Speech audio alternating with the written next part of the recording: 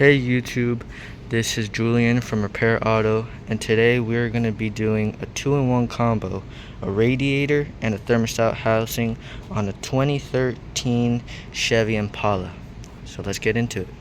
And if you haven't already, like, comment, and subscribe to the YouTube channel for more auto content. So what you're going to first do is take off this cover that's on top of the engine, and then you're gonna start disconnecting everything. I'm gonna start taking off the air filter, the main, so that can clear my way out for the thermostat housing. But first I'm gonna do the radiator, so I'm gonna start disconnecting this, and then start taking out the fan, and then from there I'll show you guys when I get to the radiator.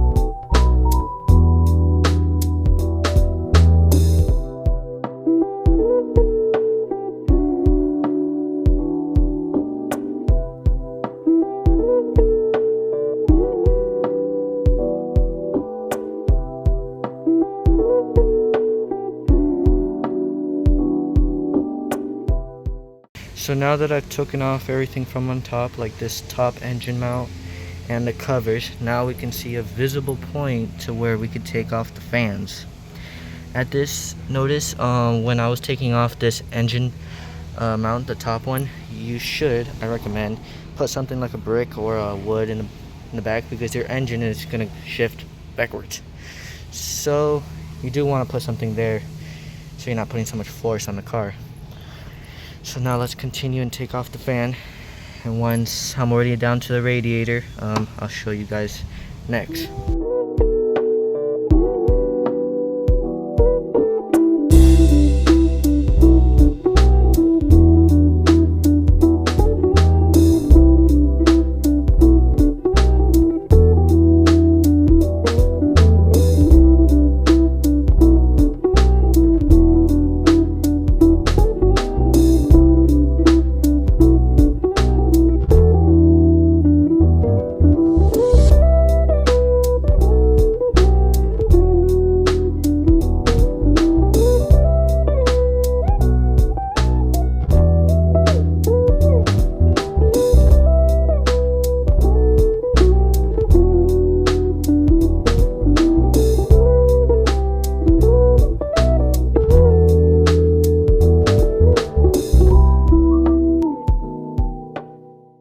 Tip that I really do use is when you're disconnecting any like connector or anything, they're like really in there and you're like around hot surfaces or anything, I really do recommend this like pliers that you use for like those plastic clips. But if you use it and you use it right, like you press it and it goes down, they come out real nice, so you don't burn yourself so much times.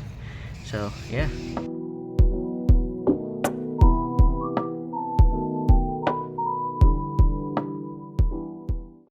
So what I was doing right now was I was disconnecting a plug that's down there, and in some radiators they come with it, but the other ones you gotta take it off like the traditional way with the clamp and take out the hose, and well, you drain everything.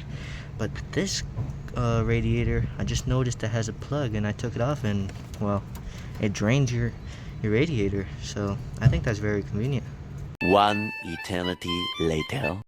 So what I just did was that I'm trying to disconnect this one line, but I remember I had to start taking off this side to go into the thermostat housing. So I'm going to start taking this off, then take this line, and then take off the fan. So let's get to it.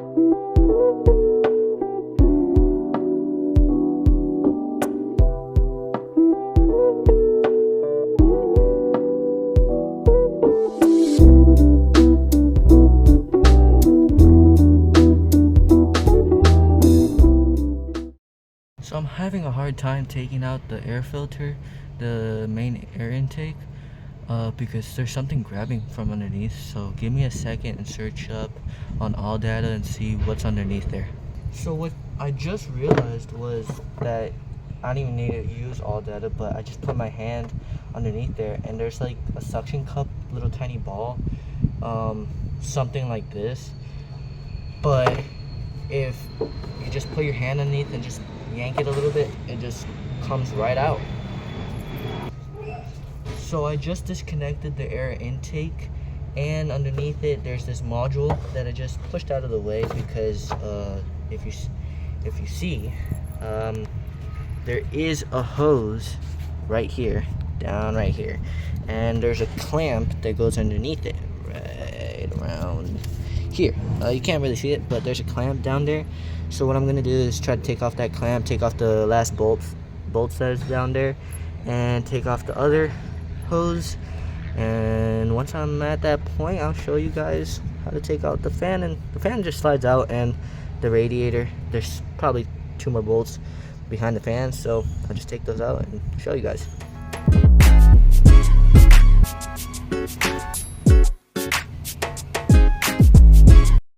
Now the whole entire fan is out. Now I can show you how to take out the radiator. The radiator for me right now is loose. I should be able to take now that hose that's under there, and there should be 2 bolts, I think. If not, that slides right out. So let's get to it.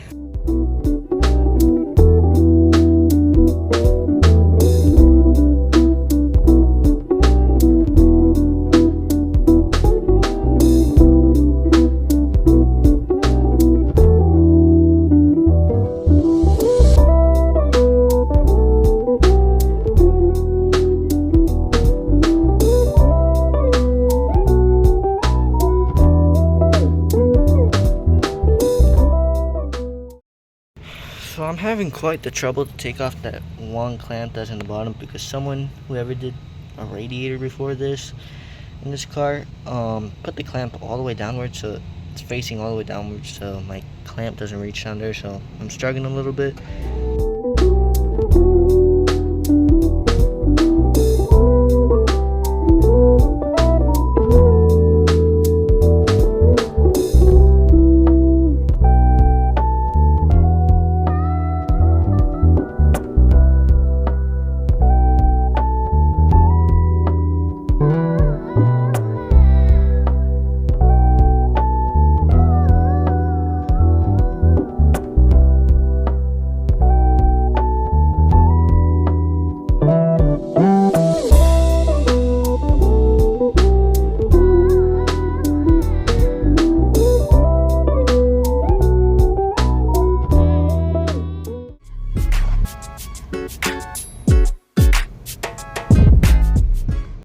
So now that the radiator's out, now I'm gonna do this thermostat housing. Now when that's all the way in there, and I'm gonna start taking it off. And once you start taking it off, you should slide it back and should come out really nice. So let's get to it.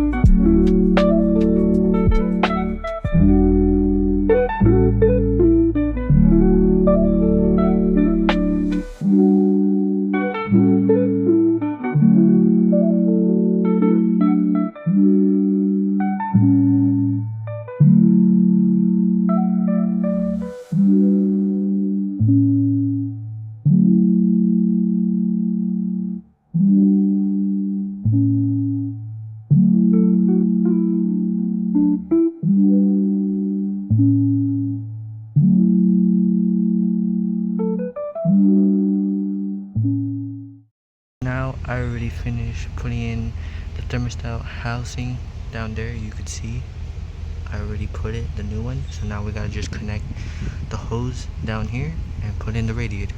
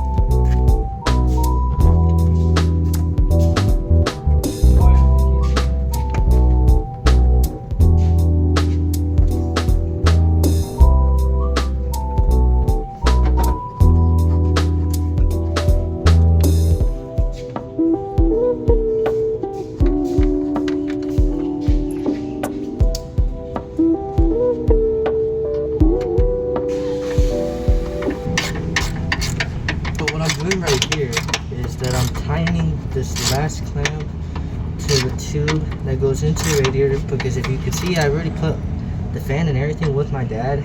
So now we're gonna put this back, we're gonna put back the air intake, and once we put the air intake back, we could connect the battery, and then from there we're gonna put coolant inside the radiator. So let's get to it. So there you have it, guys. We already put back the radiator. We already put back the thermostat housing that's down there. We put the air intake back in. We put everything back nicely. Put the engine mount nicely. And we already filled it up with coolant. So this car is ready to go. This car is ready to go. So that's all for today. Guys, hope you guys learn how to change a radiator and a thermostat housing.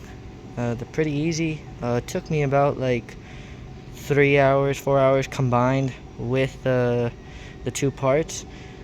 But like, subscribe, and obviously, how I said it, subscribe to this channel for more content, for more repair and auto content. So have a good day.